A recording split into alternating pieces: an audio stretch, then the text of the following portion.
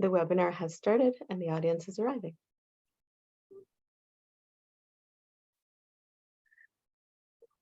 Good afternoon and welcome to the second CS BARS meeting of the year. At this time, I ask that roll be called to establish quorum. Michael Clancy. Here. Jim Efting. Here. Linda Keller. Here. George Leal. Here. Kevin Marshall. Here. Jessica Park. Here. We have a quorum. Okay, thank you. We now open the floor for public comments. I'd like to remind everyone of a couple of changes that were implemented earlier this year to make public comment even more accessible.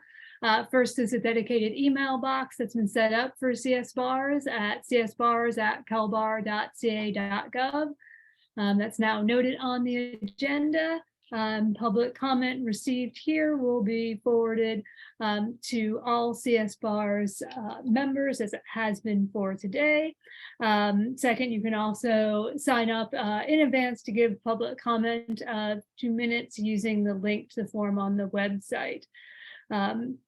Please know that you can raise your hand via Zoom under the reactions tab, or if you're on the phone, you can do so to raise and lower your hand using *9. I want to note that public comment was received and distributed to the committee from Todd Hill and circulated in advance. And I now ask staff to recognize those who signed up for public comment.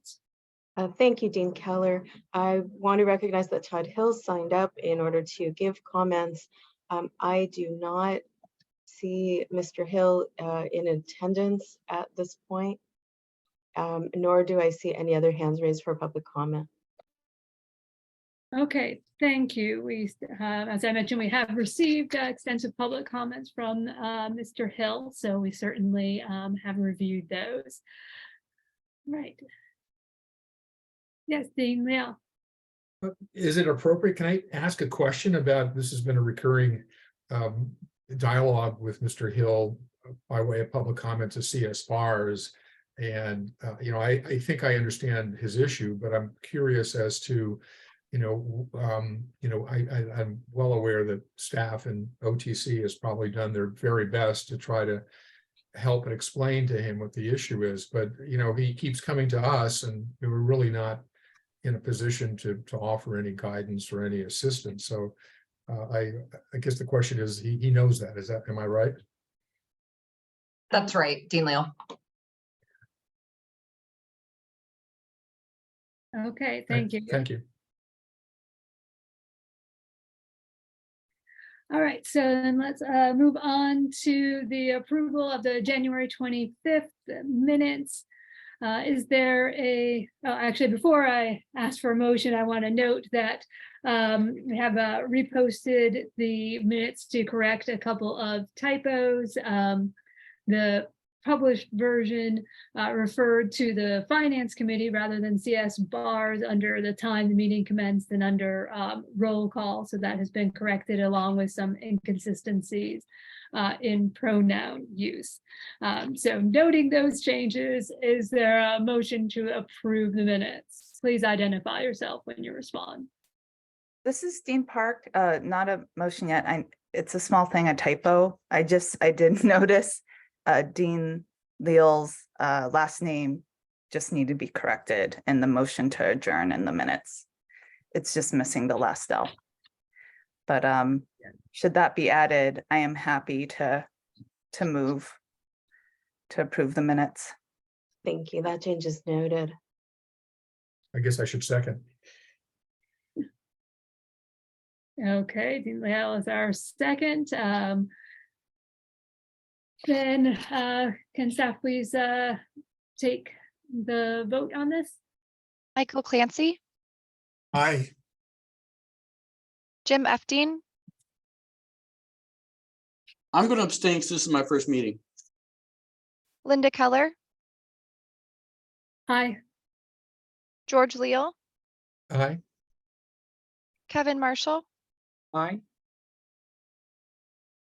Jessica Park. Aye. With 5 yeses and 0 nos, the motion passes. Okay, thank you. As part of the chair's report, I want to take a moment to welcome a new member of CS BARS, CBE member and Educational Standards Vice Chair Jim Efting is replacing Dr. Don Anjane Wilcoxon, who will remain a member of the CBE.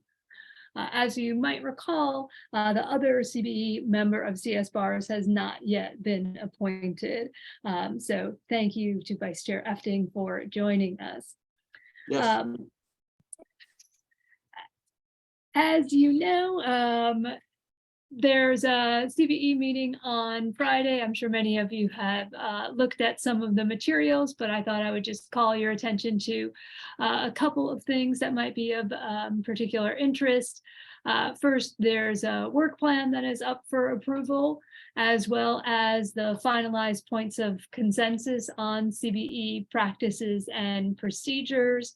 One of the practices and procedures that I thought might be of particular interest is moving most of the action items for the CBE up to earlier in the agenda before staff reports when applicable, which I think will be helpful for those of us who are particularly interested in certain action items. Also, the work plan, lays out some assignments related to ed standards, as well as possible areas of future exploration related to potentially registered and/or accredited schools. We'll hear some info shortly related to one item, the review of unaccredited law school rules during staff reports.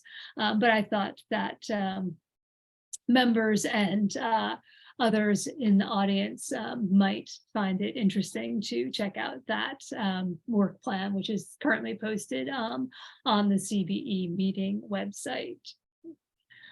That's all I have in terms of the chair report, other than just to mention with regard to point of procedure. Last time I had asked whether we needed a motion to adjourn at the end under the new rules.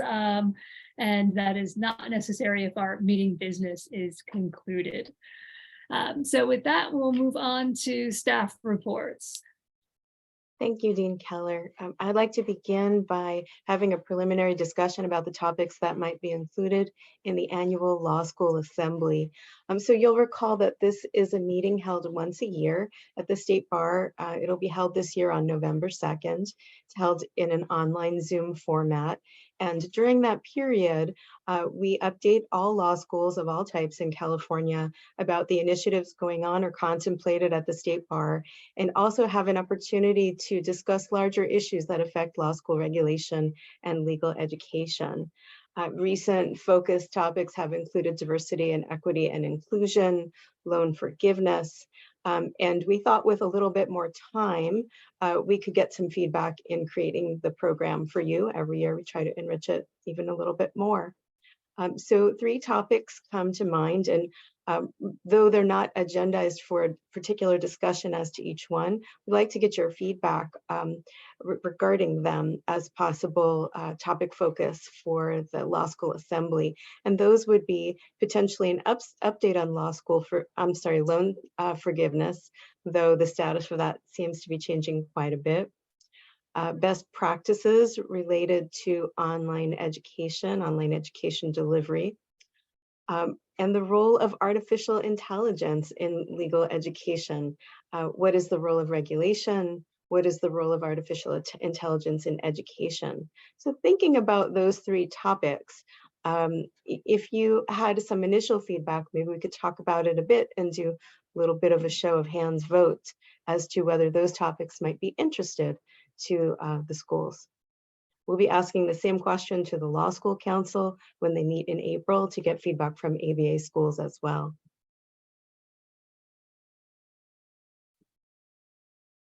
Dean Park. I just wanted to mention for the topic best practices related to online education delivery for law school.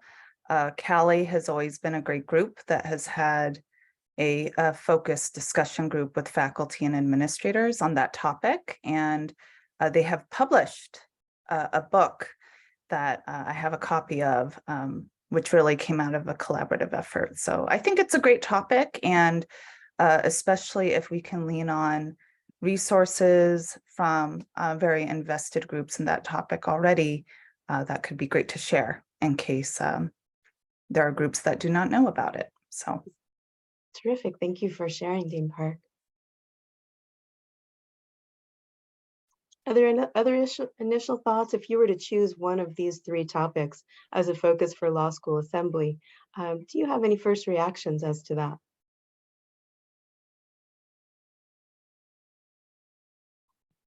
Dean Leal?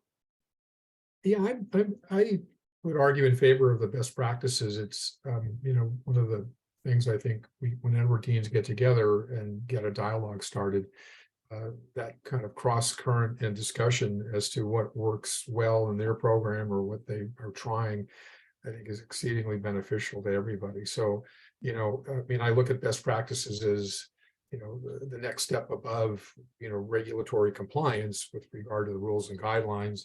And I think we're all trying in our individual programs, to do what's beyond the minimum. So I think that kind of discussion, I think, is what the deans are, I would hope and expect, are best capable of adding some, real value to the discussion and help to the committee. Okay, thank you. And then thinking about artificial intelligence, is this a topic that's coming up at your schools right now? Before we go there, I see Dean Keller's hand, maybe on a different topic.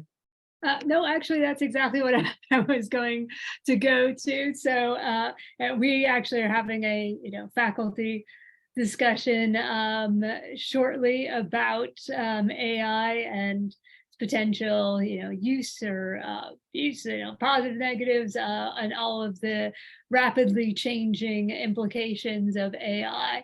I'm sure by November 2nd there will have been GPT 16 will be out by then. And so, yeah, I think that would be, the law school assembly format to me is, particularly well suited to, bringing in some, cutting edge experts on it, who would be able to share the latest at the time. Okay. And has anyone had any experience yet in their school in utilizing an AI function, or finding one has been utilized when it was not expected?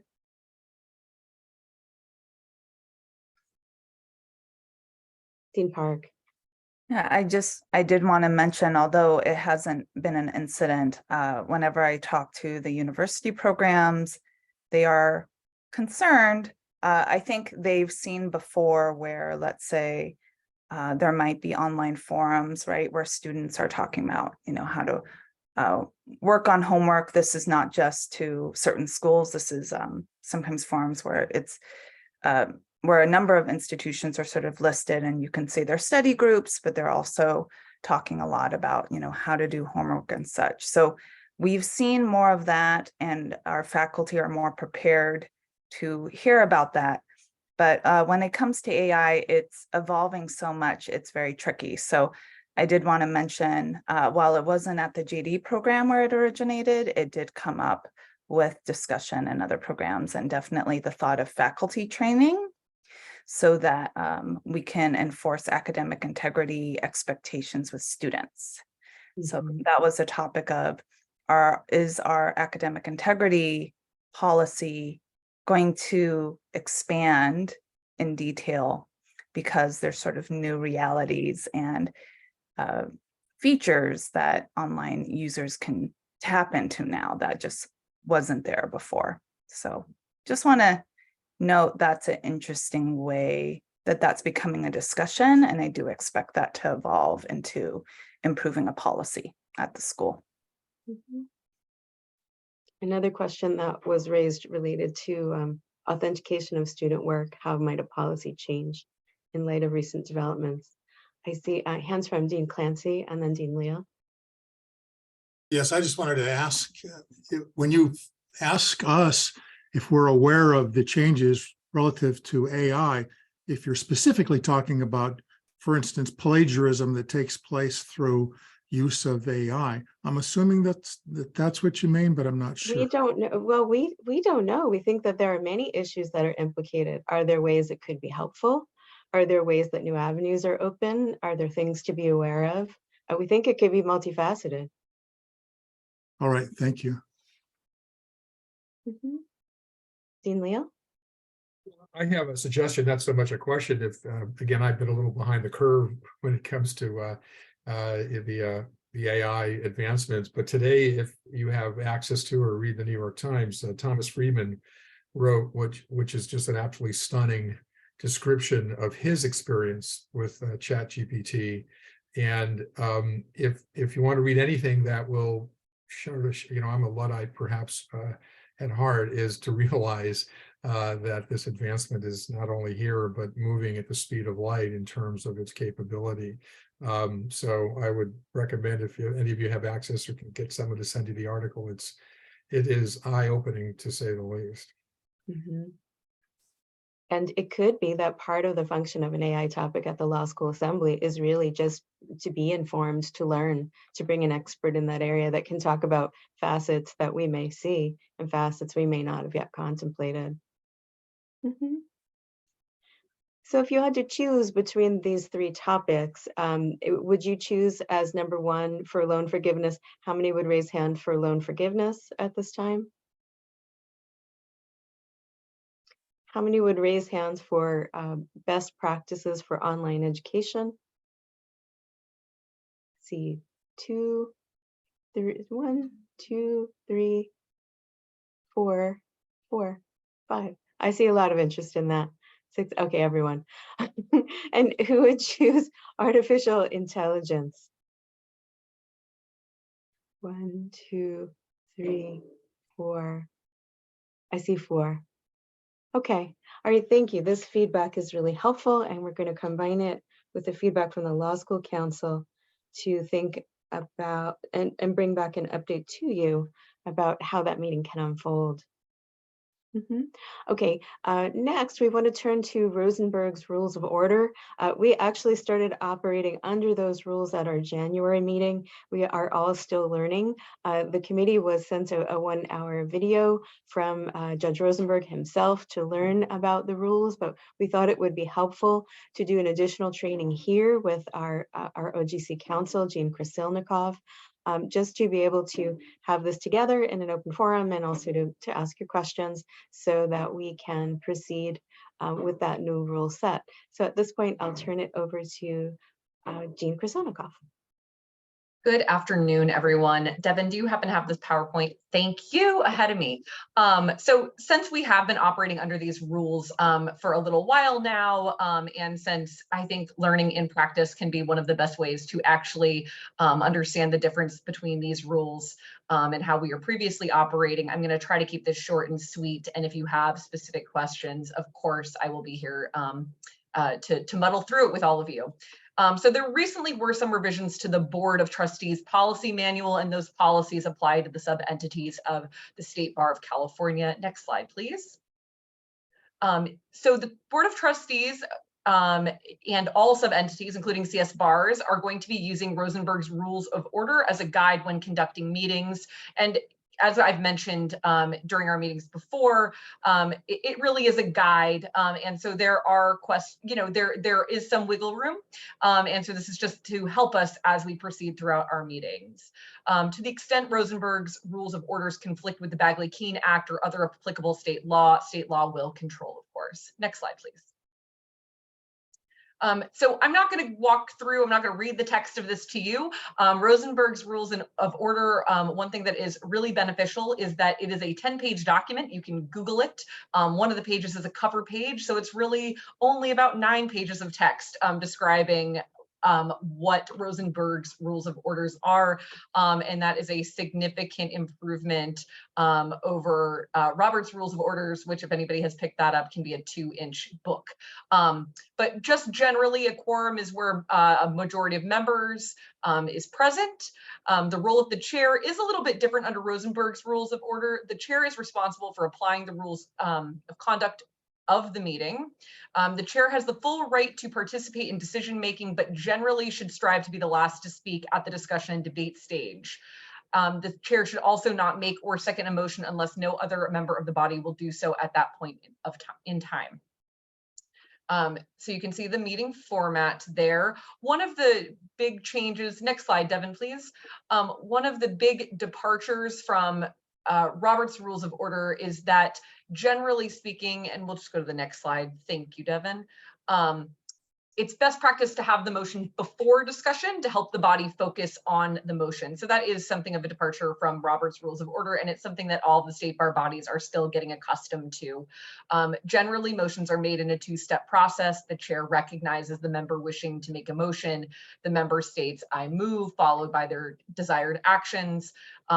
And there are three ways in which motions are initiated. So the chair can invite members to make a motion, the chair can suggest a motion to the members, and the chair can make a motion if no other member is willing to do so.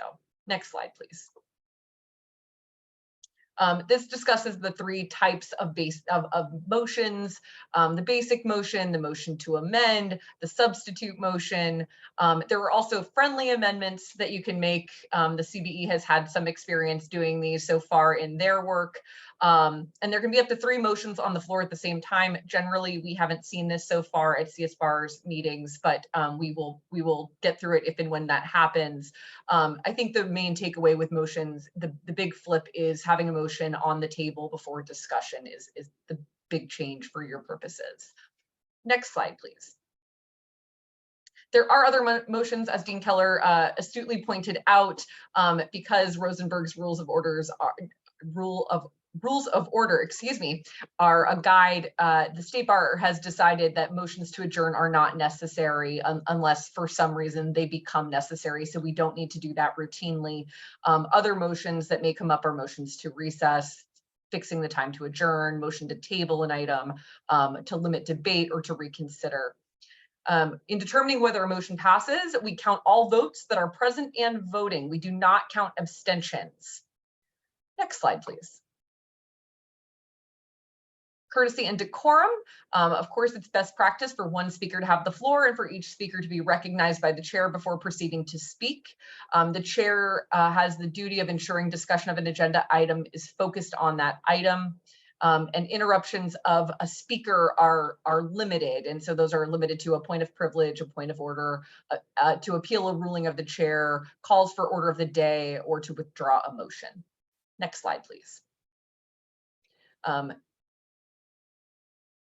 So we're going to talk about public comment in a minute, but with respect to Rosenberg's Rules of Orders, in addition to following the procedures, the chair should, with respect to each agenda item, tell the public what we're doing, keep the public informed while the body is doing it, and when the body has acted, tell the public what the body did. So that's really just summarizing, ensuring that the motion stated for the record, and summarizing what actions we have taken. Next slide, please. So in addition to adopting Rosenberg's Rules of Order, the Board of Trustees also adopted a public comment policy that applies to all sub-entities, including CSBARs, and you've seen this in action. And so this is the statement that Dean Keller makes at the outset of our meetings. Next slide, please. We also have a new process for written public comment, which Dean Keller also discussed earlier. And so those written materials will be distributed to the members of this body in advance of the meeting where possible. Next slide, please. The reasons for adopting this new public comment policy was to expand access to the public comment process and to make it easier for members of the public. And so this slide discusses, the process for oral public comment. So members of the public are encouraged to sign up in advance to ensure that they have an opportunity to speak. Members of the public attending the meeting remotely are called in the order they appear in the attendee list. The chair limits the time per speaker to not less than 2 minutes per speaker. This time limit is the same for all speakers on a particular item. And members of the public can't cede their time to another speaker. Next slide, please. This generally does not apply to CS bars in my experience, but it's not guaranteed that all who wish to speak will be able to do so. After 2 hours of public comment, inclusive of a 10-minute break, or up to the first 100 speakers, whichever comes first, the chair may declare that the public comment session is closed. We haven't had that come up before. Organizational entities who are directly impacted by an action will receive additional time to speak, but time limits and limits on the number of speakers may be imposed. Next slide, please. Also, if anybody needs a reasonable accommodation, we request that public commenters make those requests for accommodation 3 business days in advance of the meeting so that we can make arrangements. Public speakers who require an interpreter are given twice the time limit for other speakers, and granting additional time for speakers who require other accommodations is at the discretion of the chair to ensure that we afford speakers equal access. Next slide, please. Maintaining decorum at the meetings. Speakers are given broad latitude with respect to the content of their public comments, so long as those comments made are related to matters under jurisdiction of the body. Members of the public have the right to criticize the State Bar's programs, policies, and services, as well as its officers and staff. However, public members who engage in conduct that disrupts, disturbs, or impedes the orderly conduct of the meeting shall, at the discretion of the chair, be barred from further audience before the body at the meeting. In the event of discriminatory or harassing comments during the public comment period, the chair may, in their discretion, take the following actions. First, read the State Bar's anti-discrimination and anti-harassment policy into the record. Next slide, please, Devin.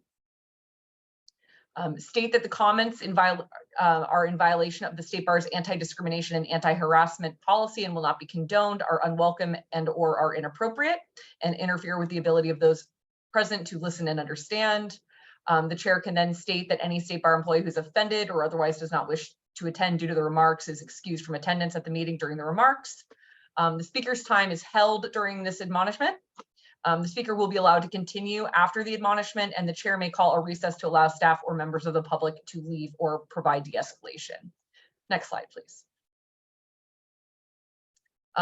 Other things that could come up are, if we were in person, there are certain conduct requirements, including, mainly this is to prevent disruption of the meeting.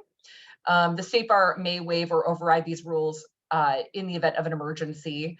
And comments and materials received during public comment will in full become part of the public record. Next slide.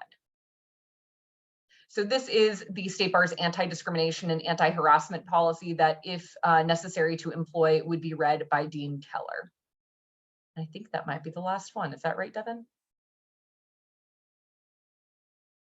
Great. So I'm here to answer any questions. I think what we have found is that as the State Bar's board and sub-entities are putting these into place, questions do come up, and I'm here to answer those questions as they come up. But if you have any questions now, I'm happy to field them. And you're all doing great with them, so good work. Thanks, Jean. Dean Keller, can we proceed to the next item on the staff report? Yes, please do so. Okay, thank you. So the next thing that I want to talk about is to give an update on the unaccredited rules review. The CBE has constituted a working group that will be creating a proposed draft. I continue to be available to accept public comment to forward to the group.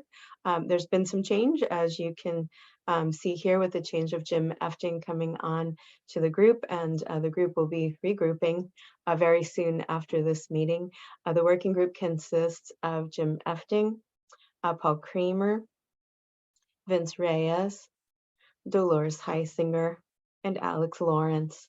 So they'll be preparing a proposal that will be brought here, most likely in pieces, for you to review. We'll be able to confirm by the April meeting and perhaps bring another piece of what the working group is considering so far. To begin the process today, based on comments not only from Chair Paul Kramer, but also from Dean George Leal and Dean George Desies, we'll be looking at the 6061 disclosures that both registered and unaccredited schools will post each year in January on their websites. So that's an update as to that. If there are any questions, be happy to entertain them. And otherwise, Dean Park? Yeah, I was just curious, what is the overall timeline? Or is there an overall timeline for when the working group will have an output? Is it sort of interim pieces for review with CSBARs for now, but there is a later deadline when they may be sending to the committee? The ultimate, but oh, sorry. The ultimate goal is to bring it to the committee in August and October, and then ultimately to bring it to the Board of Trustees in November. And we will have a little bit more information when we get together in April as well. Thank you. Okay, thank you. And next I'd like to turn it over to Donna Hershkowitz to talk about the law school metrics. And so, like Natalie, I'm really just teeing up an issue that we're going to bring back for further discussion at another meeting. But we wanted to let you know one of the projects that we're working on now and how that will manifest in the future and what we're going to be asking you to help us with in the future. So I'm not sure if you all have the benefit of a presentation on our new strategic plan. Natalie, did that happen? From Leah. Perfect. So I'm not going to go into that much of it, but just to say that goal 2 of the current 2022 to 2027 strategic plan is to protect the public by enhancing access to and inclusion in the legal system.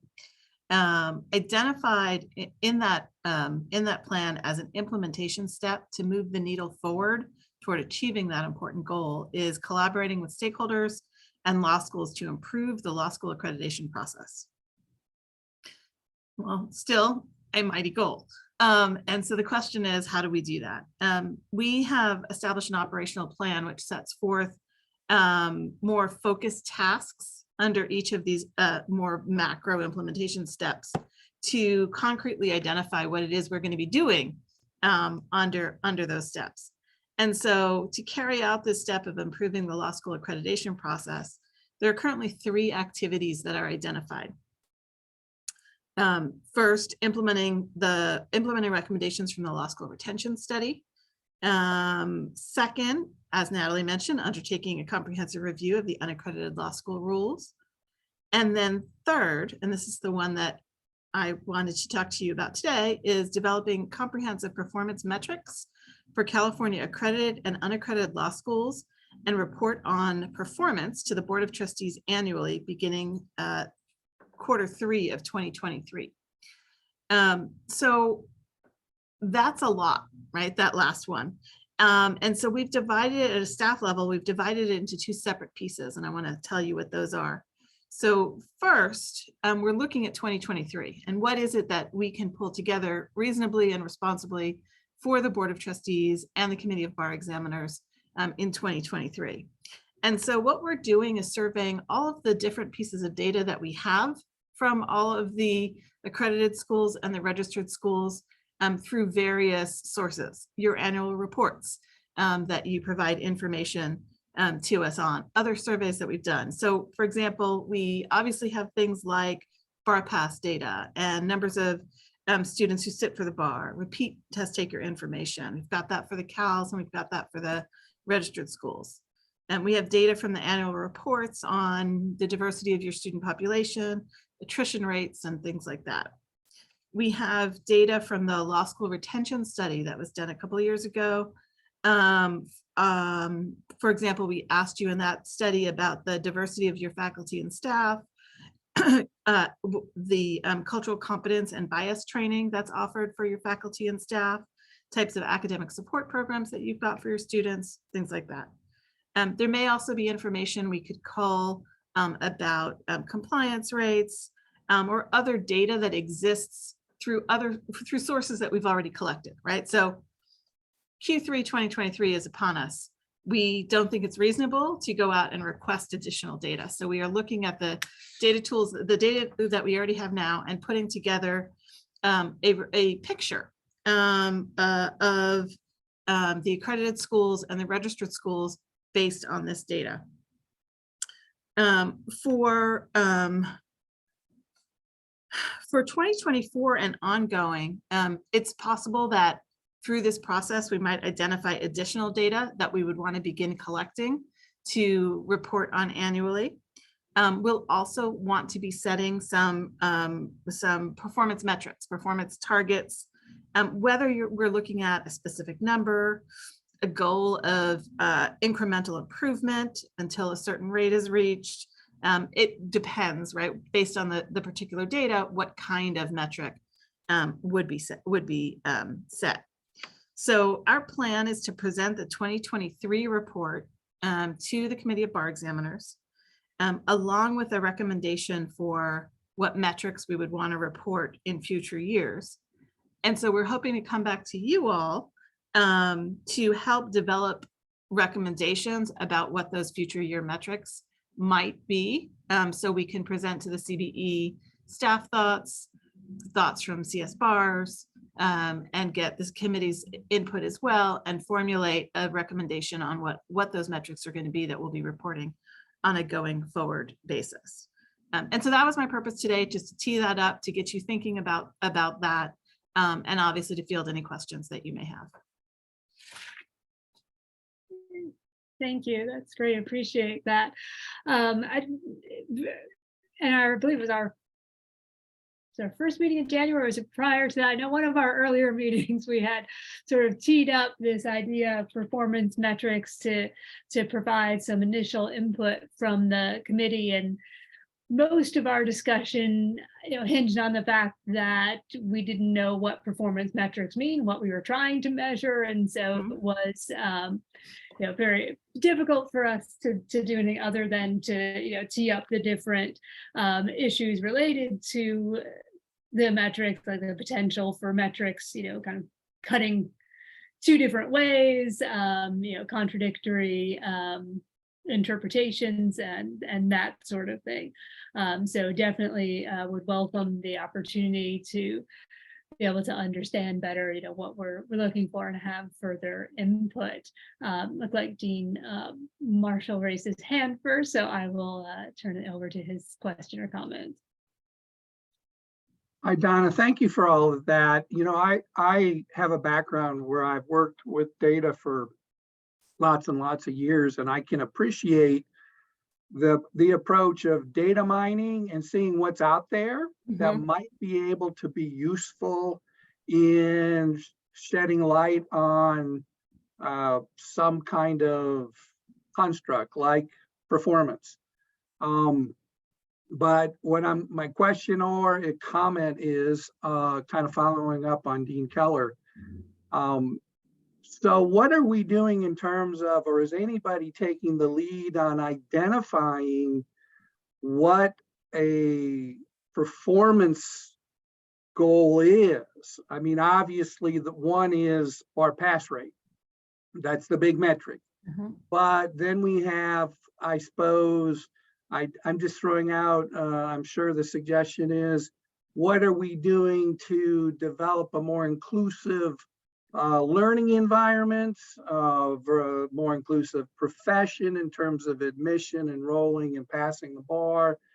But is there somebody charged with, or a subcommittee that would possibly be putting together or assembling a list of performance goals the committee would like to see from a high-performing law school?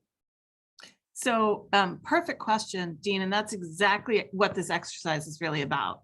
And in part to respond to you and in part to respond to Dean Keller, I was searching through my notes here because I knew I had an exchange with the head of our Mission Advancement and Accountability division about this very issue. And she said to me, performance metrics don't have to go hand in hand with setting targets.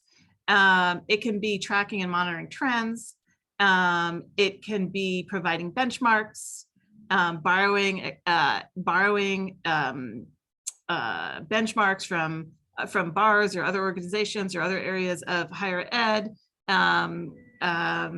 looking at, internal benchmarks, things that we can, compare this against. So there are a variety of things that we can do.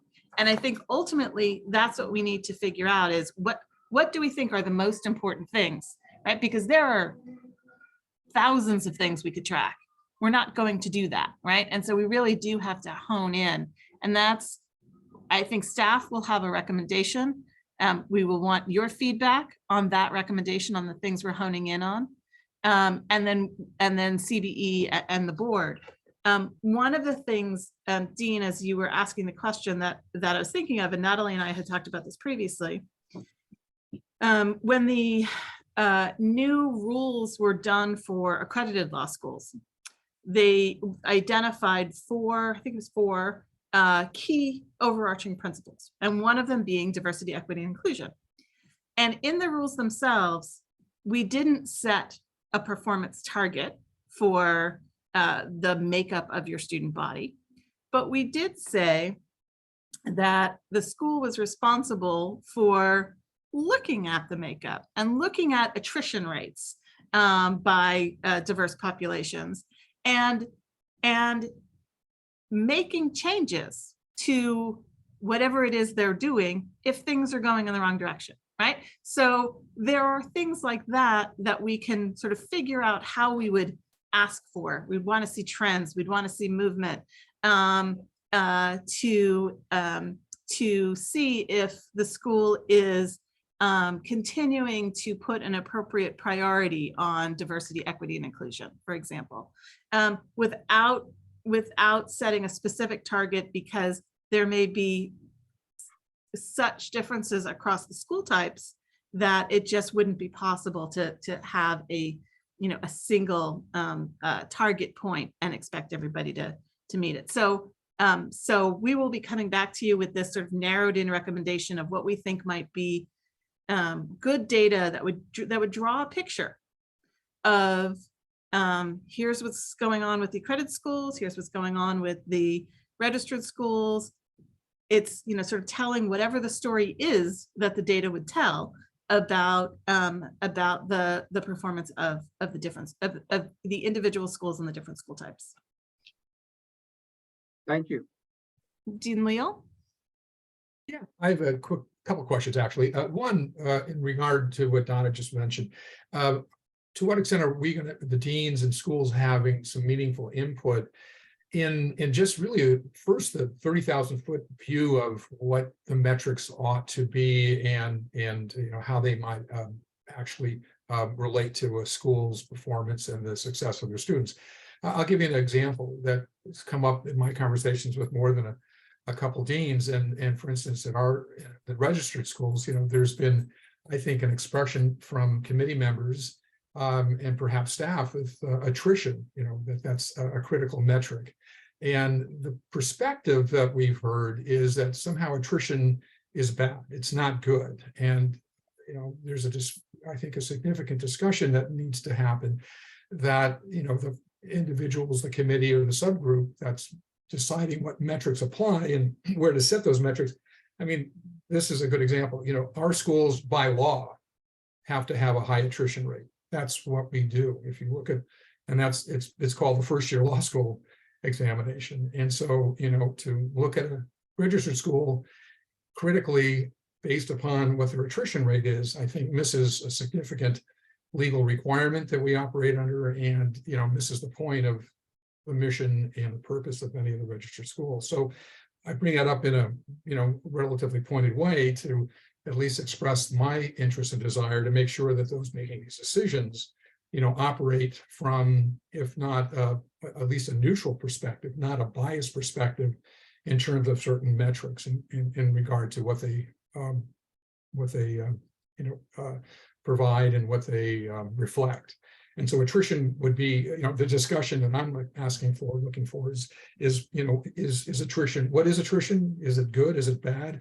And if a school has high attrition rate for purposes of it operating under registered rules and guidelines or seeking accreditation, should attrition be, something considered to be a negative or a neutral or a positive? So it's that input to give balance to and some perspective to the people making the decision. So that's my first question. And I don't know if you're in a position to provide an answer to that. The second was going back a step, if you don't mind, is again, input and finding out, is this subcommittee or this group of the committee members working to revise the unaccredited rules and guidelines? Is it, pursuant to Bagley-Keene, I assume if more than 2 members are meeting at a time, this will be done in a public forum and then be subject to public comment. So I don't know what the structure is for that working group to operate. So I'd like to have that question answered as well. Yeah, so as to your first question, I'll go back to what I had said previously. The idea is that staff will come up with a proposal and that we will bring it to the CS bars for input. Because we do absolutely value your input. At the same time, we're the regulator and you're the regulated. So there is that tension of saying, well, the regulated entities can't necessarily set all their own metrics, right? So we've got to have some discussion and dialogue about what that is. So that's the plan, is that we would bring that to you for your input, because yeah, is there a possibility that we are focusing on something that really isn't a good measure? But also, right, there's the question of what are we doing with it, right? And so seeing, using your example of attrition, seeing one school's attrition rate against another school's attrition rate may be informative. Does it mean that you're being dinged for it somehow? No. Right. And so, but just what does it tell us, and figuring out, what information that might tell us, and are we looking at, attrition for academic reasons, non-academic reasons, right? There are ways to break these things out. But I don't have an answer for you now in terms of exactly what we're going to look at, because that's to be determined. But absolutely, the intention is to bring it to you, to get some guidance and thoughts from you that we could then report back to CBE. Here's what staff thinks. Here's what we heard from CS bars. Here's where we agree with CS bars said. Here's where we don't agree with CS bars. And then we take the CBE input and have the same kind of conversation with the board. As to your second question, I can do this, Jean, if you want to pinch hit if I get it wrong. But we sought committee volunteers for the formation of this working group. So they weren't appointed by the chair of the committee. So they aren't a formal advisory body or sub-entity. And so in that instance, they would not be subject to Bagley-Keene unless, because I noted there were 4 or 5 of them, unless they make up a majority of another subcommittee of CBE that would have authority in this area, in which case they would absolutely be subject to the open meetings requirements. And I got a nod from Jean, so it sounds like I got that correct. So just to clarify, with regard to the majority, it's the majority of the committee, not just the majority of, again, it gets a little confusing here because is the way the committee has been operating, I believe, is that there are no formal subcommittees that the committee as a whole receive and discuss and all that. So what's the metric of what's a majority? So the majority of the committee, there are 19 members of the committee, I believe. So the majority, right, I'll do the math on that one, would be 10, but there is a subcommittee on examinations. And so we'd certainly want to be looking at that. I think that's a 9-member committee. To implement one for ed standards or reinstitute the subcommittee of ed standards? No, I'm just saying in terms of the numbers, looking at the Bagley-Keene requirement. We want to make sure that we don't have a majority of those members. Okay. Thank you. Mr. Efting? Yes, so I'm new to this, and I apologize if this is not the appropriate place to raise this, but it seems to me you've raised a lot of good issues. There's a lot of work that can be done here. And my feeling, we've had this discussion before at the CBE, is, is the bar really going to fund what needs to be done? Or are these just a lot of grand goals that when it comes down to it, the bar says we're not going to fund it and not much going to get done? So how do we put pressure to say, hey, these are really important things to the bar and say, this is where you need to spend money. This is a priority that when you start doing budget to put more money into this area. And how do we make that clear when we say, you know, here's what we want to do and here's why we want to spend this money. You haven't talked about money, and I think money is important here. Mhm. In terms of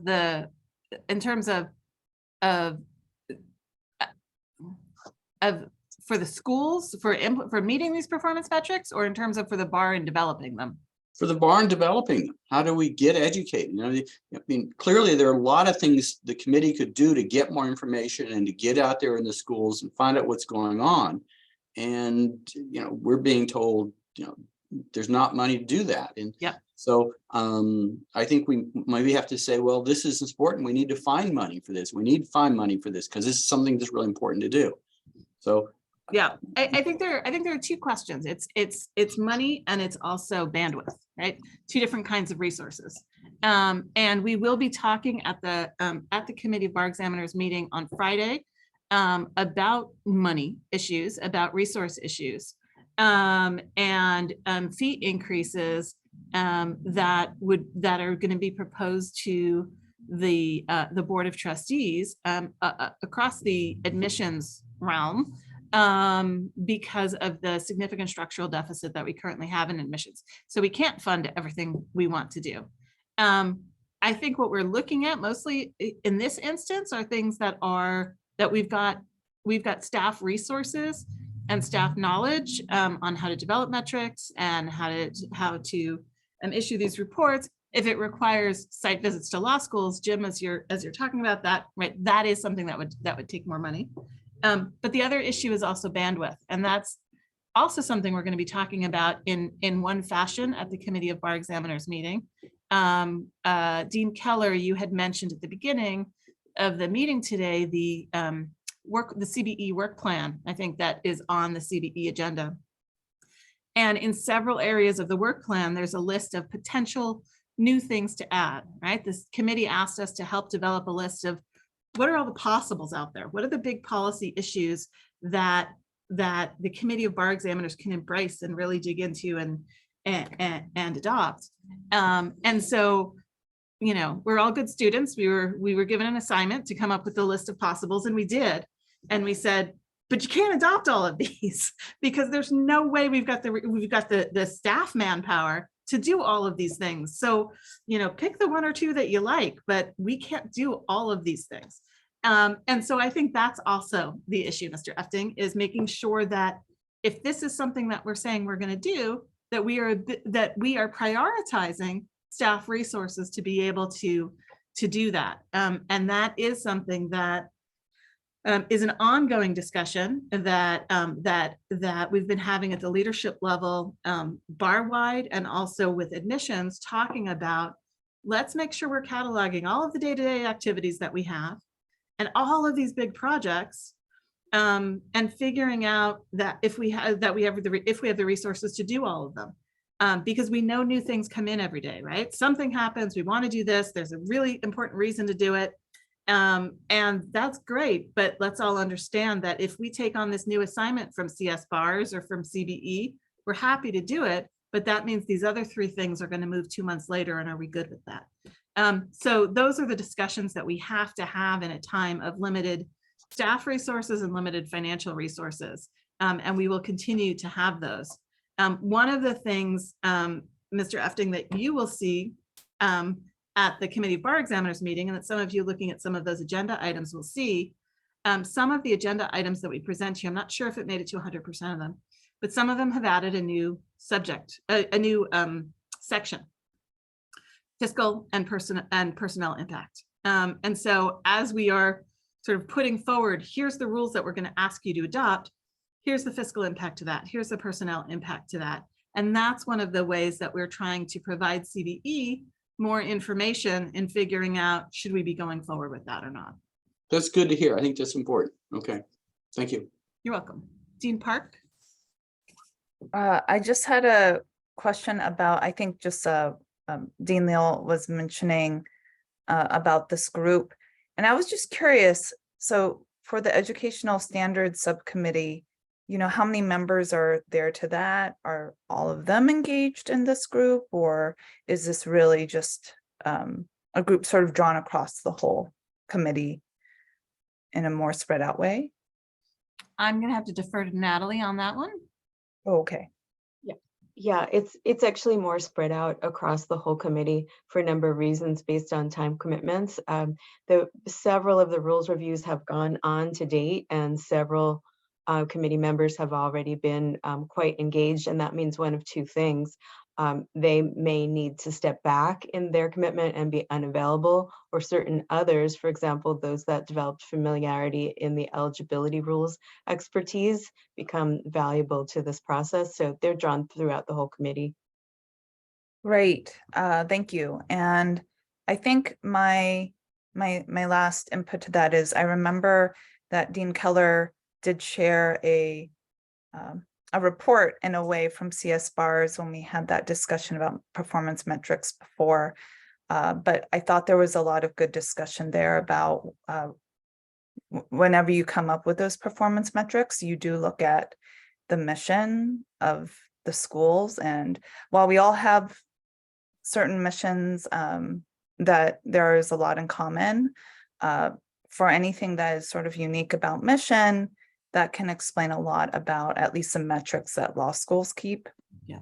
I'm not sure how that will inform what will be the common metrics, except that I think it does make sense to data mine from what is being given by law schools every year through the annual reports or through the disclosure forms. But I think it's an interesting discussion, and I hope that we can use what the law schools are sending in each year, or learn more about how that can get closer to the kind of information that then gets reported about the group or each subcategory. So those are just my thoughts from sort of trying to bridge over from the last time we touched on this topic as a committee. Great, thank you. And that's probably a good reminder that we should, was that January when you had that conversation? I actually think I reported on it at the December CBE meeting. Okay, so we'll take a note to make sure to review the recording of that, so we don't lose any of those good comments that were made at that time. Dean Park, that's a good point. I can mark both the discussion at CS Bars that took place a couple days prior and then further at the committee. From the Dean website. Keller did a great job. I think I was there in person for that. So I'm very glad it's noted and it can be pulled forward. Great. Mr. Efting, is that a legacy hand or do you have another question? I think that's a legacy hand. So with that, Dean Keller, I'll turn it back to you. Okay, thank you. All right, so moving on, I believe Ms. Leonard is going to take the next item about the lawyer assistance program. Yes, thank you. I'm standing in for Lita Abella today from the Lawyer Assistance Program and bringing the notice announcement and an additional recent development. So the notice announcement is to remind schools, especially as you're putting together your fall programs, your orientation, but any time of year, the State Bar is available to provide to your school a custom presentation on the resources that are available through the Lawyer Assistance Program, specifically for law students. In the areas of wellness, mental health, and substance abuse issues as well. And these are separate from the bar admissions process. There also are some career counseling options in terms of determining what might be right for a person, as differentiated, for example, from career services. If you are interested in scheduling a presentation at your own school, at the Lawyer Assistance page, you can see a resource link. You can click on that and ask for your own school's custom presentation. They're generally being given via Zoom right now. And has anyone here had such a presentation at their school so far? Dean Marshall, would you like to share? Was it helpful for the students? Yeah, I believe we do it every August at our orientation, and it just is a real grounding piece as somebody begins their legal education. how I suppose serious and the context of this profession and the stress and toll it takes on everybody. So that's where we do it, and it's always quite successful. I'm glad to hear it, and it's helpful just to reinforce to the students that this resource is available to them from day one while they are in law school. They may think the bar is something they'll encounter far down the road when they're ready to license toward the end of their education, but really that relationship can begin right away. Okay, so we hope that other schools will continue signing up for that program. I also bring on behalf of the Lawyer Assistance Program an announcement of the State Bar Day that will be coming up on April 19. This is a student program. We have offered this for the past couple of years. We bring individuals from different parts of the bar that they do not typically see, such as OCTC, the Lawyer Assistance Program, etc. And it is a lunch and learn program offered via Zoom on April 19. We do send a notice out to all active registered law students in California that are in our database so that they can attend. And recently we've upped the limit of individuals that can attend via Zoom to accommodate more people. So generally that fills to capacity every time it's offered. And we think that it may again, but we want to give you a chance to help spread the word to your students if they're interested in attending. And then finally, my last recent, Audrey? No, when you're done, I have something. Okay, and then I was going to talk about Blue Ribbon public comment. Would you like to? Oh, so I can take that because this Monday I sent an email out to the deans, other administrators list we have where we send all the updates that we send to students. And in that email that I hope you all received, I talked about two things. One of them is the public comment period for the Blue Ribbon Commission report. So it's a short time frame. So I wanted to make sure to mention it again here. The report is posted. I sent the link to public comment form, and the public comment period closes April 10th at 11:59 p.m. I also sent a notice out to 24,000 students in our database who have not yet passed a bar exam but are registered to see if they also want to make comment. So hopefully we'll get a lot of public comment on the report. Also in the email I sent, completely unrelated, the bar exam application opened for July on March 1st, and in the between midnight and noon that day, the first 3,000 eager students who I understand, of course, they wanted to apply right away, they were sent the wrong declaration. So what we did this week is send them the right one. I gave the language, who it was coming from, out to the students. I sent you the same email so you know, so you can help if anyone asks. And actually we've received 2,100 of those back already. So a really good response rate from the applicants to get the right declaration signed. But there's still about 600 of those outstanding that we'll keep sending reminders to, so we get the right July declaration back from all the folks who had that glitch during the first 12 hours and received the wrong one. Those are my updates. Thank you. And before we close out the recent development process, I wanted to take a moment requested by Dean Keller, just to remind people, if you are interested in commenting on the Blue Ribbon report, that there is a link for public comment that's also now placed on the Blue Ribbon page, not only the public comment area, but also the Blue Ribbon page on the website. So you have two options to find that in order to submit your comments. And Dean Keller, did you have any further thoughts or comments on accessing the public comment area? No, that's right. That's helpful to know that it's been put on to the BRC page now. That's obviously, as was mentioned, relatively short time for I think a very important issue. So that's great. It's accessible from a couple of different ways. Thanks, and we look forward to everyone's feedback. Okay, that concludes our staff report. Okay, great. Okay, so that moves us then to discussion items.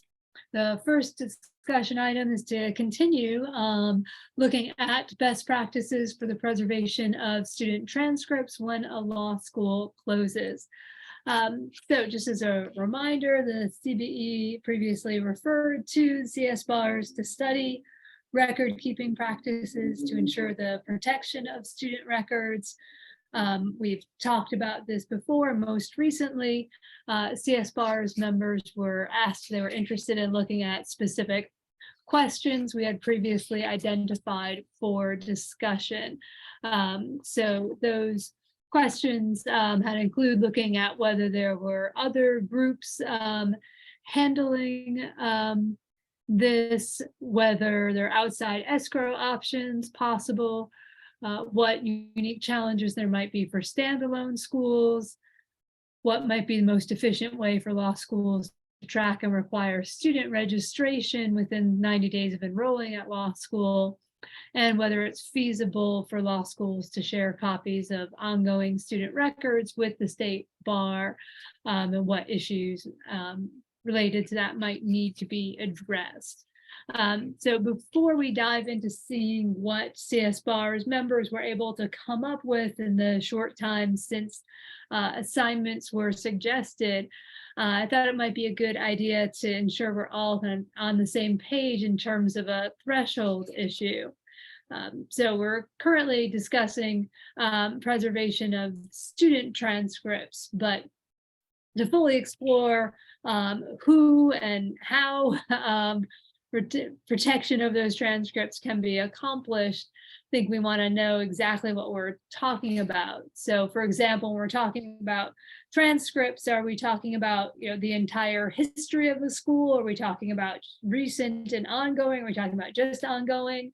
You know, for some schools, a history of the school can be, you know, literally decades worth of transcripts, some of which are only in hard copy for the older years, or as might be far more feasible, are we talking about potentially an ongoing obligation to periodically provide transcripts, say, to the state bar electronically going forward? You know, perhaps we can start by discussing this question, which, you know, others might reframe slightly, but hopefully I've done a good enough job to tee up that part of the discussion, so we're all kind of thinking about the same thing when we say transcripts and protection of records before we look at how we might go about accomplishing that task. Okay, so what I believe the committee is thinking about is when a law school closes, what are the situations in which someone who has attended the school as a student or has graduated from the school will need access to a transcript. Most likely those are going to be instances, and you may know others related to licensure, getting ready to take a state bar exam in California, or perhaps another exam. Employment in the future, if an employer requires a copy of the transcript, potentially another educational opportunity if other educational institutions require the transcript. And in some cases, students and graduates are using the transcript right away. They plan to finish their education, immediately license. In other cases, it may be a longer time. Maybe they choose to wait longer to license. Maybe this is a job opportunity that comes up later, that sort of thing. So I think that was the orbit in which the committee was sitting when it was discussing this request. And it would be interesting to know your feedback as schools in terms of the kinds of transcript requests you get, especially for those schools that have been in existence for a longer time. For example, Dean Keller's school, Thomas Jefferson. Sure, yeah, I will defer to others to start off on answering that question as chair, but happy to chime in afterward. Yes, Dean Marshall.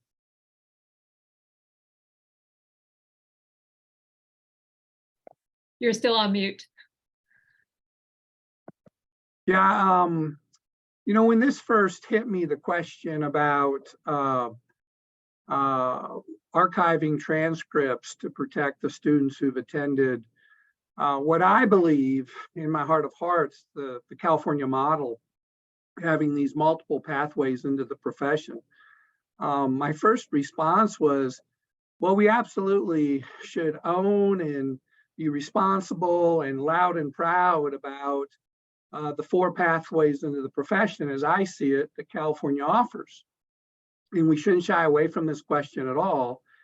And the second thought was, well, we should have an archival place. Now, the University of Laverne, having been in existence for 150 plus years, and we have an archival system in place that would satisfy, I think, and protect the consuming public for any student 10, 15, 20 years down the road who needs access to a transcript.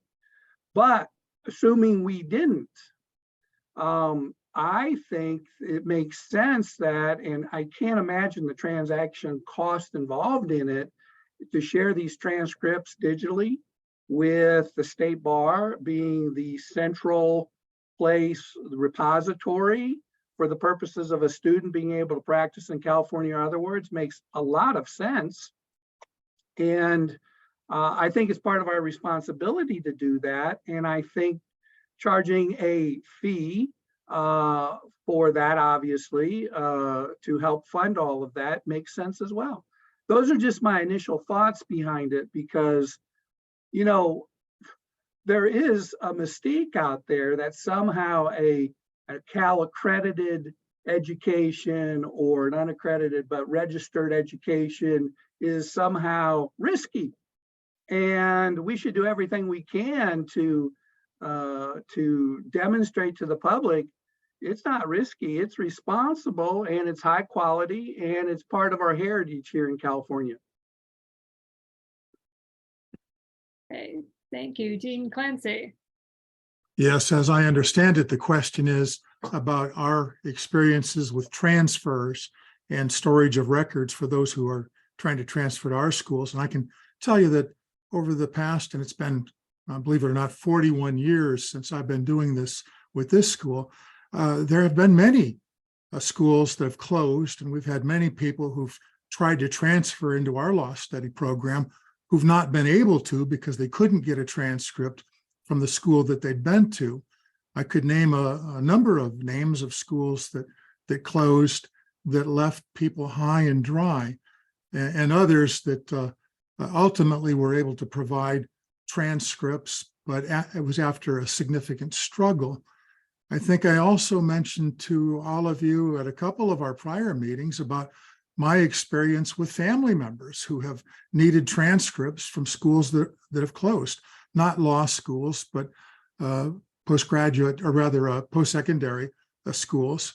And I didn't name those schools then, thinking maybe I shouldn't, but I'll name them now. I don't think it's a problem.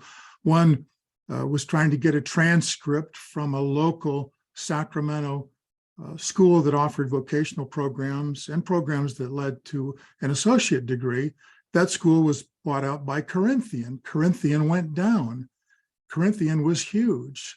So Corinthian had people all across the country in this situation, like this family member of mine who needed a transcript.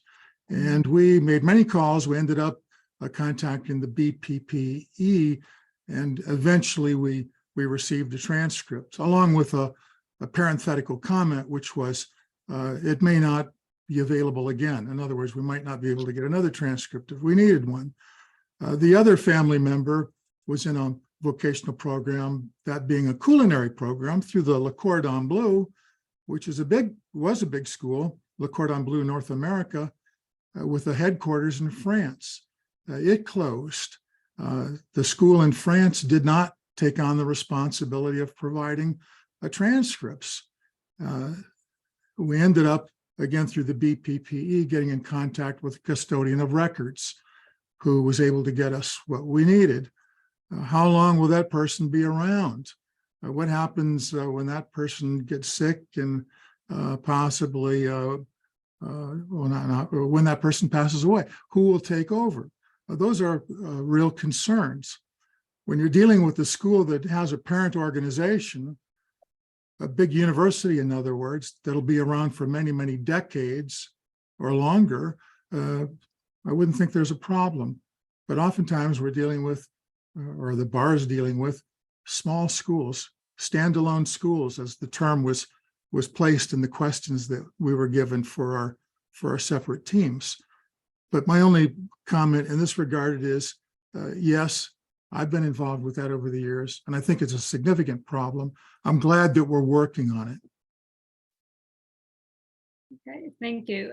Just to chime in a bit with our experience, and most of our transcripts or requests are from current or recent graduates, and of course, that's the most time-sensitive ones are the requests that come from the bar in order to certify our students to sit for the bar exam. We've already provided many hard copies of transcripts to the state bar for all of our students who have sat for the bar. That's of course a big chunk of what we do. Occasionally we will have requests from someone who graduated decades ago. Some of those were never in a computer, and so they have not been digitized. Sometimes if we go way back, we are dealing with paper that is fragile and essentially reconstructing a transcript from all the records that we have. So we can do it, but to digitize all of that would be a huge burden in terms of both resources and money. Doing something like at the end of each year, sending in electronic copies of all of our current records in terms of the current transcripts, that's on the other end of the spectrum. That would be quite feasible to do, and it would not be a big burden, I think, on the state bar to be able to just set up the sort of digital storage for that. So that's kind of our perspective. Dean Leal. Thanks, Linda. So yeah, let me just echo what you've said. And I was given the unique position with the assignments to speak to all the committee members with regard to this issue and getting our thoughts together. And I would just say, I think I speak for everybody when I say that I think it's for both the committee and staff is to recognize our belief that this is really a core regulatory function and an accreditation function of the state bar. And that it's an excellent idea. And I know firsthand from my past experience as staff, the hardship that graduates of schools that are closed and cannot get, or frankly, are being extorted from former owners trying to raise money or earn money by providing transcripts. And so this is as good a time as any to move forward and have to give students the security and the insurance that no matter where they go and what happens, if they've spent money on tuition and they've been attending a registered or accredited California law school, that they have some assurance that they could get their transcripts. So I think, again, I speak for everyone. This is, so the idea of somehow finding a third party, whether it's LSAC or the BPPE, I think is honestly a little misguided. They don't know or don't care, frankly, about what we're dealing with.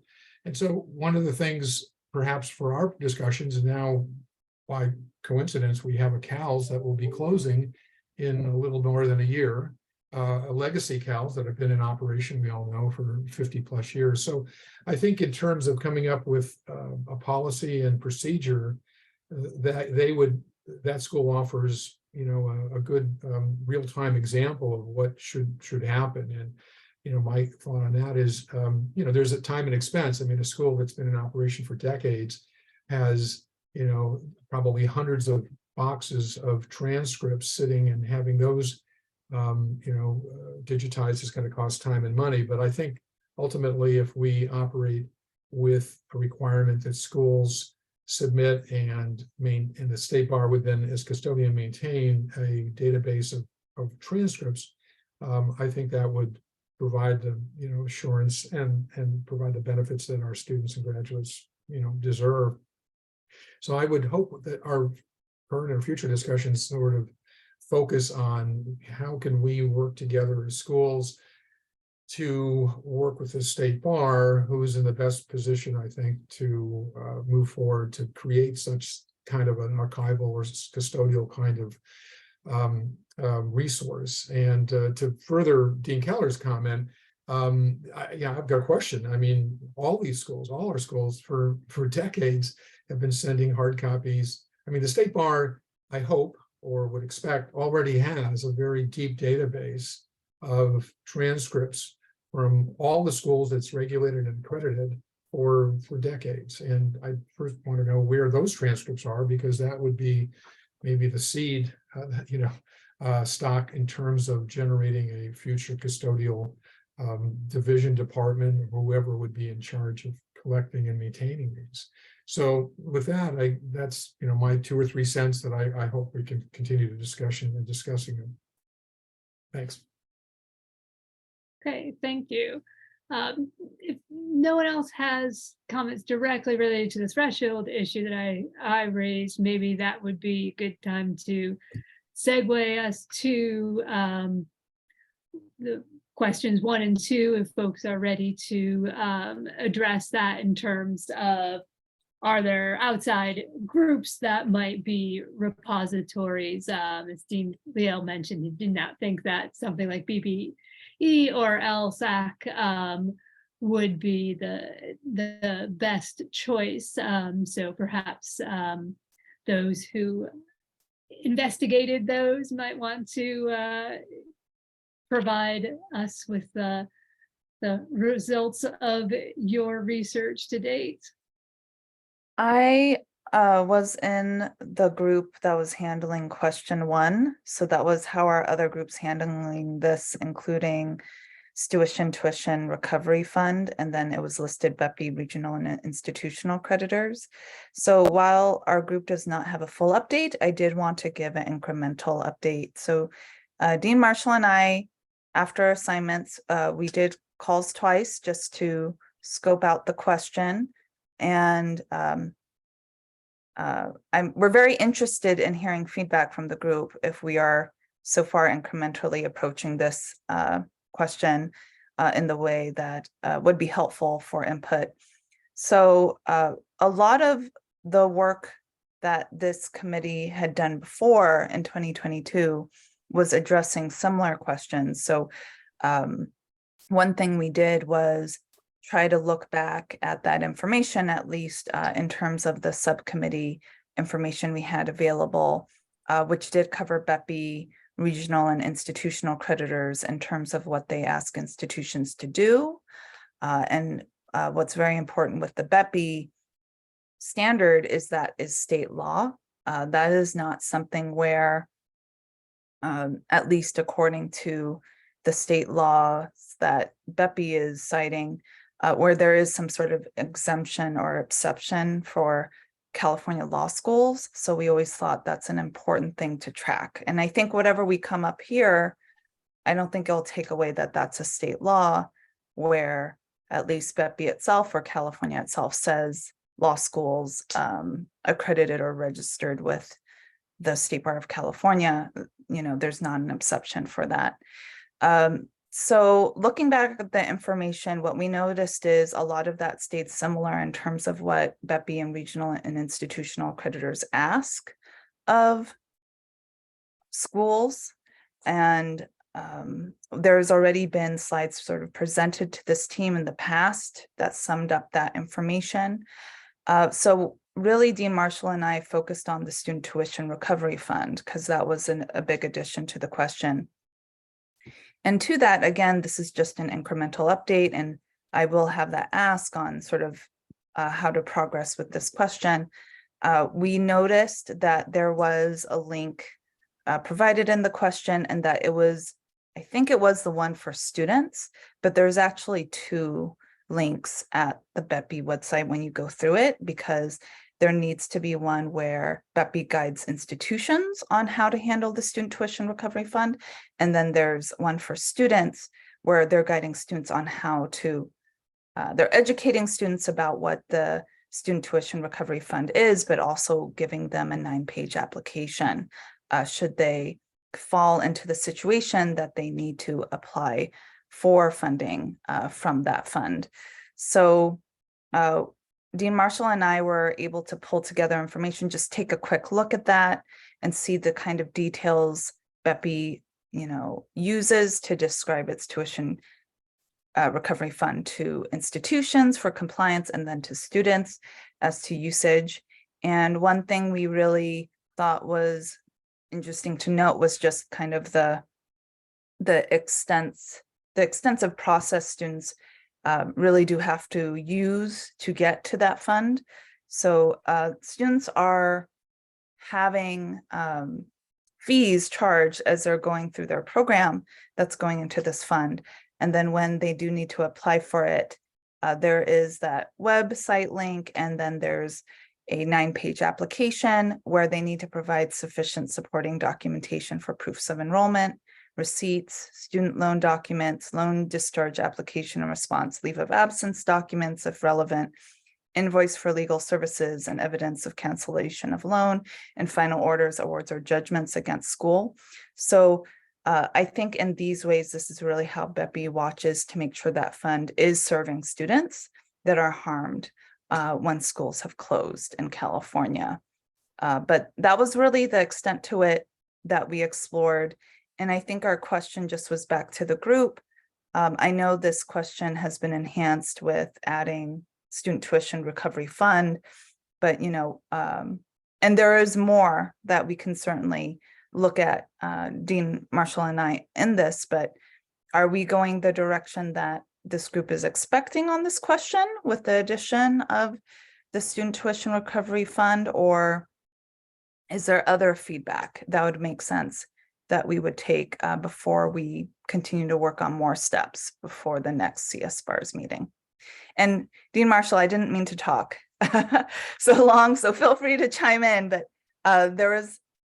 I offered to talk actually a little bit of this because, again, bridging over from 2022's work to the question as it's posed now, I offered to kind of speak on that and help with that, because I know Dean Marshall was really getting his feet under him to kind of see some of that research and to see the addition with STURF. But yeah, Dean Marshall, please feel free if I missed. No, thank you. You did a great job, Jessica. Just in the interest of bridging that gap, as you mentioned, in prior reports, you addressed regional and institutional accreditors. Could you briefly summarize what the results of that was? Oh, yes, it was in our subcommittee memo with Dean Clancy and me. BEPI, I think I covered here with the group through slides more, but with the regional and institutional accreditors, what was of interest there is what type of requirements they give the schools for, preparing for closure. And typically that's a teach out plan. Typically that teach out plan does need to include a record retention plan, a designation of custodian of records.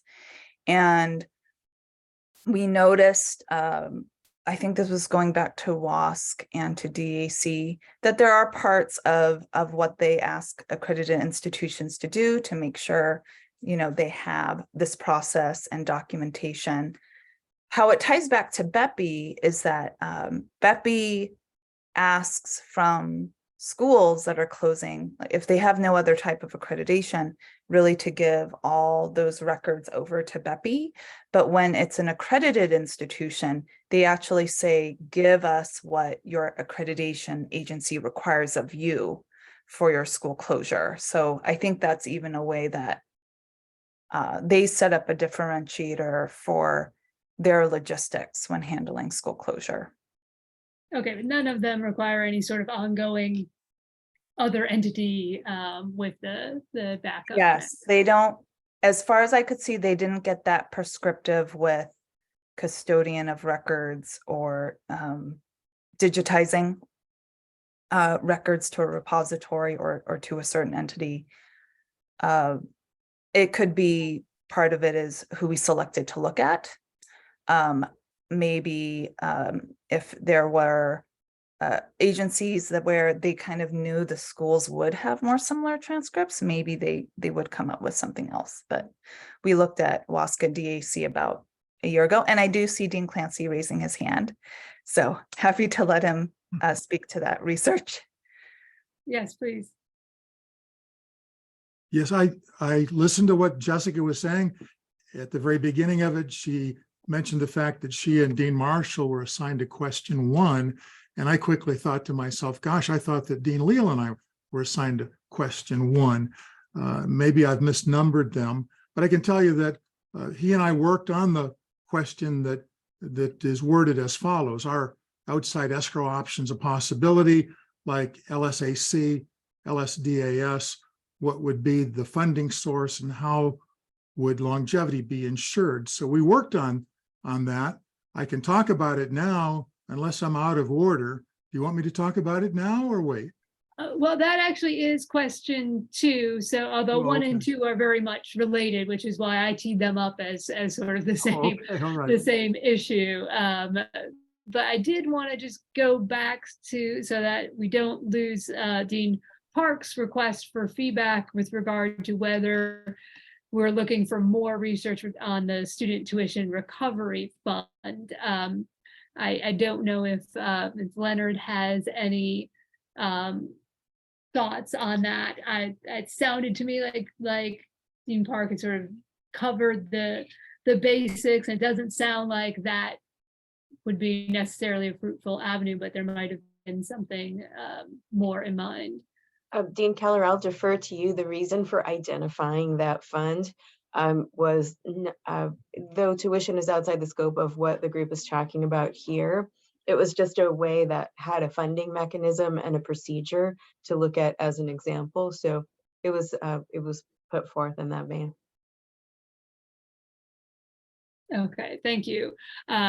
So it sounds like Dean Park, then you've sort of looked at that a little bit in terms of describing the extensive process. That might be something that comes in handy when we're talking about some of the other questions that specifically address, like how would we deal with the funding. But it doesn't sound like there's too much more specific. Yes, not at this time. But I think this is helpful to hear any feedback. Certainly what our group can do is look through what's been available more and try to understand it more. There was a lot, especially on the institution page. So if that is a good incremental step to be taking, that's something that Dean Marshall and I can fall back on and produce a written addendum or output of sorts on top of what may have been pulled before about BEPI regional and institutional creditors. Okay, great. Yeah, that sounds terrific. Appreciate it. So if no one else has particular questions or comments with regard to question 1, we can move on to Dean Clancy and Dean Leal, who looked at LSAC, LSDAS. I believe it's now just referred to as LSAC or other outside options. So Dean Clancy, please share. Yes, Dean Leal and I spoke at length about our assignment, our 2 questions. And the first issue that we talked about was the acronyms. Okay, so and maybe it's good that we talk about them for a moment, because people may be viewing what we're talking about in this meeting and they may wonder what the acronyms mean. LSAC is the Law School Admissions Council. The LSDAS is an acronym that refers to a service that the LSAC has provided over the years. It's a branch of the LSAC, and it is in effect an applicant information clearinghouse. And the purpose of it is to acquire LSAT scores, transcripts, writing samples that are provided through the LSAT, and so on, about a particular applicant to law school, so that they can provide that information to the law schools that the individuals have applied to. I found out through research into this, that it no longer goes by that name. So it's no longer the LSDAS, which meant Law School Data Assembly Service.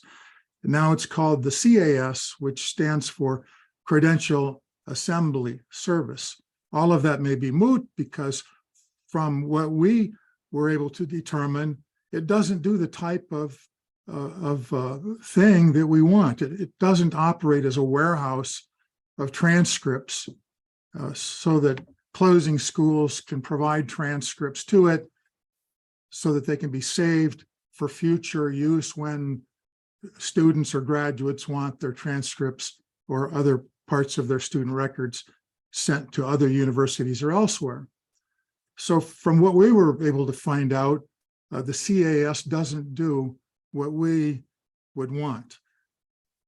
So the next question becomes, and it did for us, is there a service out there that would do what we want? And we came across a company called Parchment. Well, Parchment is an exchange that does in fact get involved with the transfer of transcripts and student records from one school to another, or the records of a student from a school to a licensing board or to an employer and so on. But it's not taking these items and putting them in a repository and holding on to them for a period of years. In fact, what it does is it provides its electronic platform to schools for the use by the school's students. When the students or graduates want a record, they make a request through this platform, Parchment platform. The request is sent to the school. The school then uses the platform to provide the information. And it's all in real time. It's not warehoused information that's kept for years. And we found out that the same thing was true for another entity that we learned about, the National Student Clearinghouse. It's in effect the same thing. It does the same thing that Parchment does. Now, there may be organizations out there that do what we want.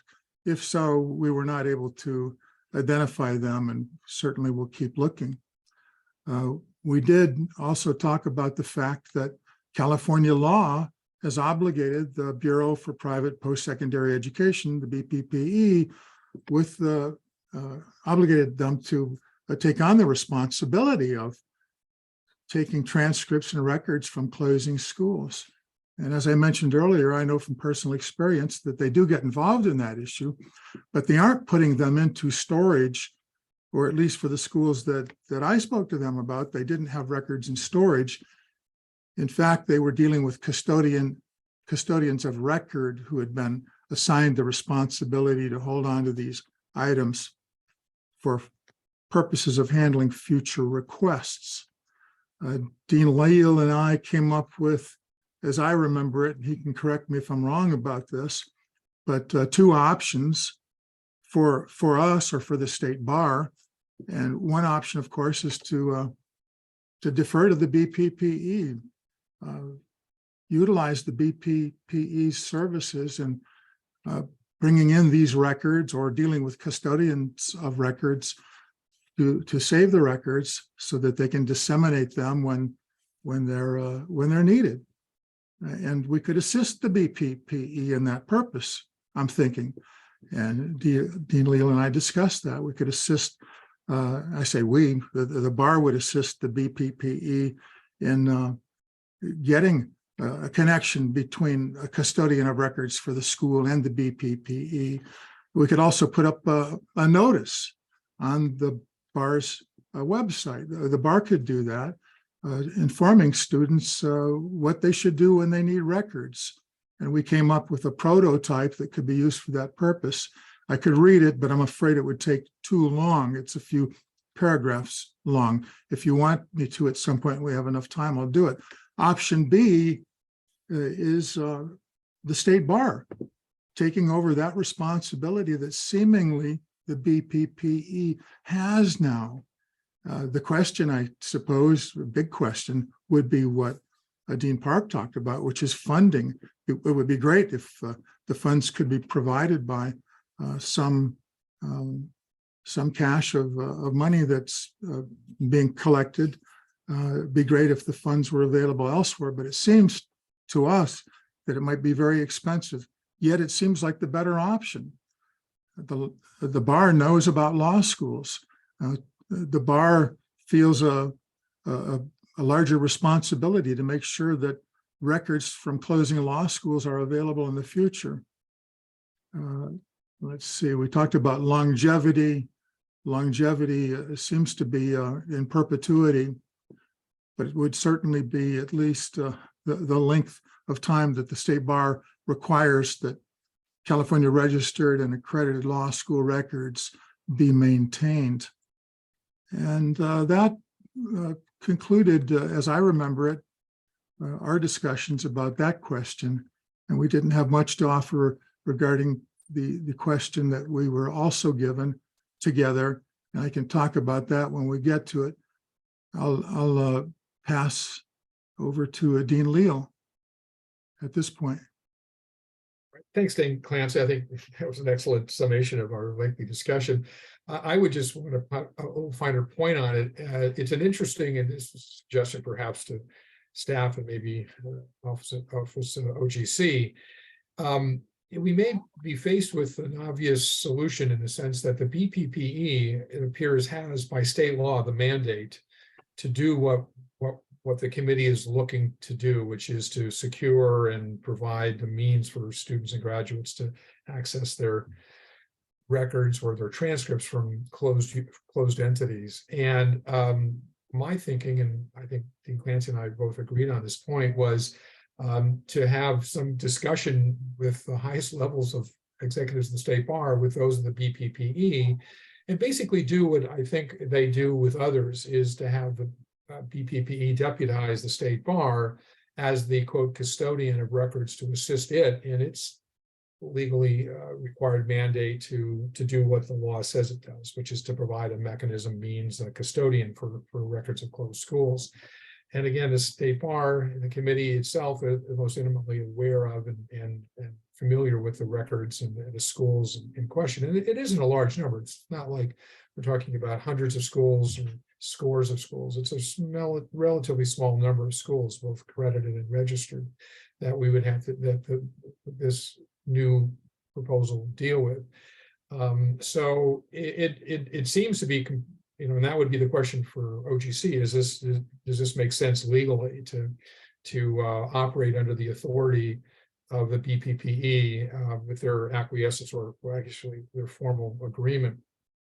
With regard to third-party custodians, my concern again is cost. Is if anything, any other entity, even nonprofits, are going to try to, at least not lose money on the proposition that they are been tasked and required contractually to maintain these records. And again, that's the big, to me, threshold question. We can't answer any of these questions until we know what it is the committee would require schools to turn over to this custodian. Is it only electronic? That would greatly reduce the cost associated with maintaining them even in perpetuity, versus no, we want hard copies, decades of hard copy transcripts. Well, where are they going to go, and who's going to maintain them? How do you access them?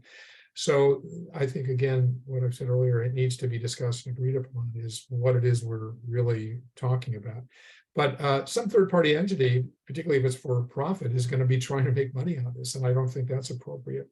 So that would again argue in favor of having state bar, in my opinion, working with the BPPE to fulfill its legislative mandate. So I think looking beyond those two possibilities, I don't think is very fruitful. So I'll leave it at that, and then let Dean Clancy go into our discussion about number 3, unless there's I guess, Dean Keller, if you want to ask for any other further comments or questions regarding question number 2. Yes, Dean Clancy, did you have an additional comment with regard to question number 2? No, I do not. Okay, so I did want to give the staff a chance to respond to Dean Leal's question with regard to working with BPPE, whether you think that's potentially a viable option for us to consider. If you have any thoughts at this point. At this point, I think we would be open to various options. We should be in a brainstorming stage, and we're looking for your insights in terms of what you think could be workable, and also your insights as to the point at which things could be workable. So thinking about working with them in terms of graduates, but also what about those that are in process when a school closes suddenly. And this time we see, for example, recently an accredited school in business for over 50 years, has decided to close. We never quite know when it will happen. So part of the trick is getting something in place that recognizes the reality that sometimes there's notice and sometimes there reasonably is not.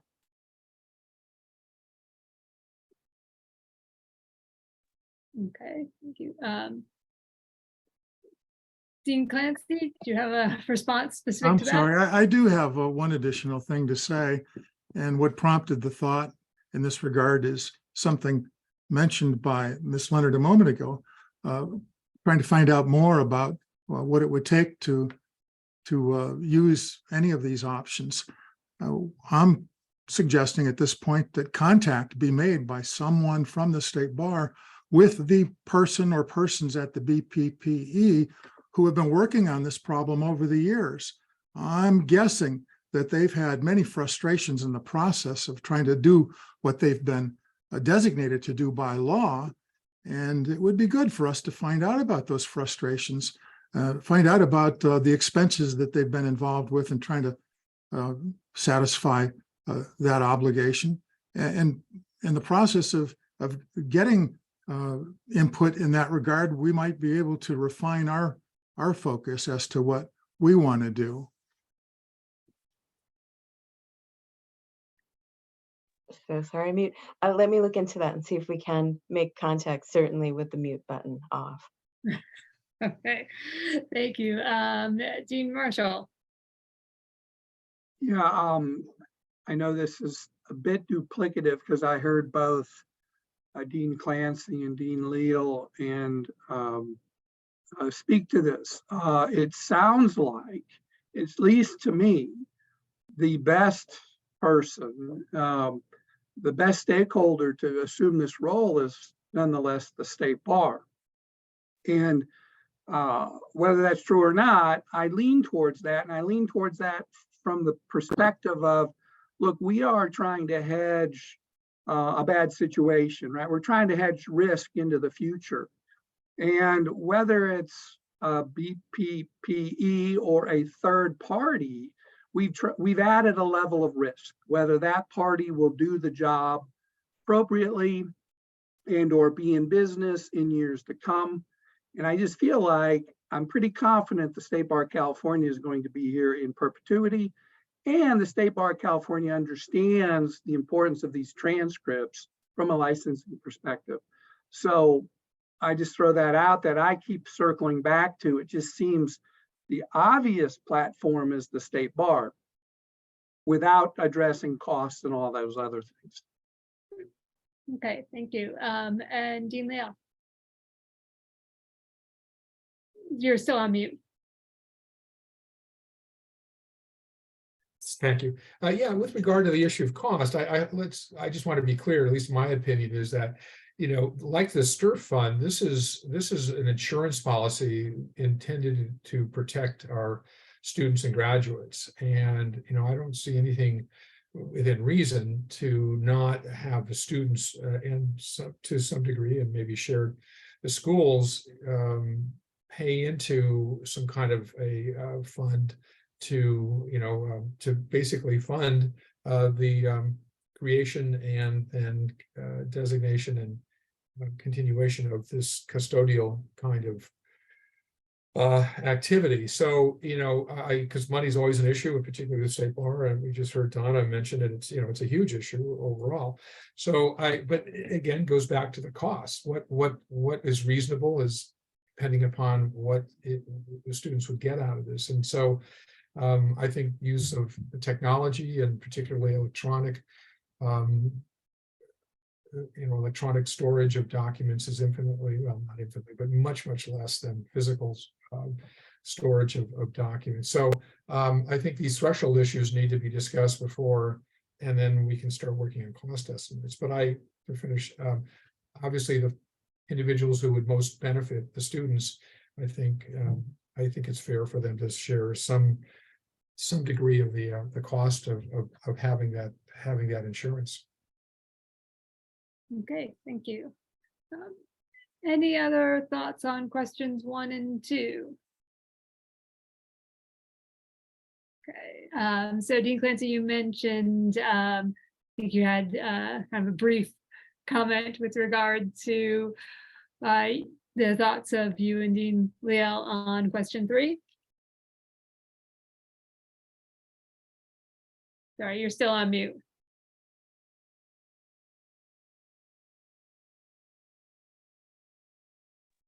Sorry, slow on the draw here. I'm bringing up notes. Nothing much to say, though, on that question, which is what are the unique challenges when the school is a standalone school unconnected to a university that will continue to operate when seeking a permanent custodian? I think that our answer to that question was alluded to, probably even covered totally in what was stated in response to the other question. But the reality is that it's a significant difference. There's a significant difference between standalone schools and bigger universities when it comes to the closure of a law school and what's to be done with the records. Whittier Law School closed a few years ago, but yet Whittier College is still in existence and probably will be for many, many decades, many decades. And those records from the law school will be there. It won't be a problem. There are other examples of the same sort of situation where a school that's affiliated with a larger university has closed, the law school has, and the records go to the parent organization. With a standalone school, it's not that way. And with standalone schools, oftentimes there's going to be resistance on the part of those who close the schools to come up with the money that's needed to store the records. There's going to be a huge amount of resistance, I'm guessing, to pull old boxes out of storage to then scan or digitize transcripts and records from the past. I think it's a significant problem, standalone schools. Nothing else to say on that point, but maybe Dean Leal has more to add. Just a few comments. Yeah, I think the fact that there's perhaps a majority of the schools that the committee regulates or accredits are standalone argues even more in favor of the state bar's involvement, because it's just spreading the risk. And you're right to Natalie's comment. It's in the perfect scenario, the school and the state bar have a year plus of time to plan ahead and figure out what they're going to do. And a school that's affiliated with a large university just has far greater resources to make that happen. So what I think with the committee and the state bar and we as deans should be more concerned about is the more likely scenario of a small school not affiliated with a university or a larger entity closes, and how if they're being told you've got to come up with some sum of money to put your records in storage, that's just gonna I can imagine what the response will be to that. Often they're closing because they don't have enough to continue operating, versus if they know all they have to do is make arrangements to have their records transferred to an existing archive or custodial location without it being charged or a very low charge. I think it significantly increases the odds that their records will get deposited and then thereafter be accessible. And so I think this is an important point that the committee should focus on, is what policy to come up with to protect students in the most likely scenario that their school will go under, close, and that their records will not be properly maintained, going forward. Okay. Dean Keller, at this point, you may be presaging what I was going to say. That might be appropriate to do a time check at 2:55. Yes, I was thinking, I was just going to see if anyone had any further comments on number 3, and then that would probably be it for today. So did anyone else have any anything to add with regard to the report we just heard on question number 3?